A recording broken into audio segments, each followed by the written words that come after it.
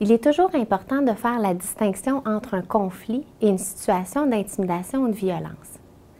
Que ce soit pour les parents, que ce soit pour les intervenants, on a développé à la commission scolaire une sorte de truc pour pouvoir savoir est-ce que la situation qui est présente en est une de conflit ou d'intimidation. La première chose qu'on doit se dire, c'est qu'un conflit, c'est quelque chose qui est nécessaire dans le développement d'un enfant. Un enfant a besoin de vivre des chicanes pour apprendre le compromis, pour apprendre à affirmer ses idées.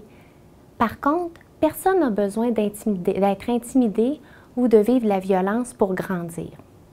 Et c'est une des grandes différences entre le conflit et l'intimidation. Quand on parle de conflit, on a deux enfants ou deux personnes qui cherchent à gagner. Les deux cherchent à avoir raison. Par contre, dans une situation d'intimidation, il y a un rapport de force, il y a une inégalité et c'est notre premier I. On a 3 I. Le premier, c'est l'inégalité. Est-ce qu'il y a quelqu'un qui prend avantage sur l'autre? L'inégalité, ça peut être le nombre. Il y en a plus par rapport à une personne qui est seule.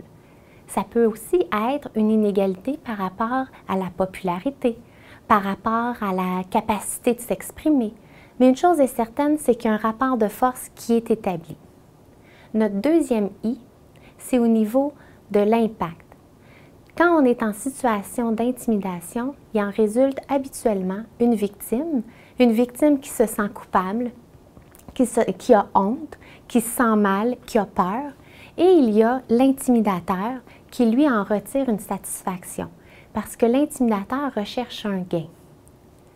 Le troisième I, c'est au niveau de l'intention. Donc, l'intimidateur, lorsqu'il pose son geste, il a une intention. L'intention de blesser, l'intention de nuire, l'intention de se venger, l'intention de punir. Donc, ce geste-là est quand même réfléchi. Alors, si on résume, 3 I pour parler d'intimidation ou de violence, inégalité, intention et impact.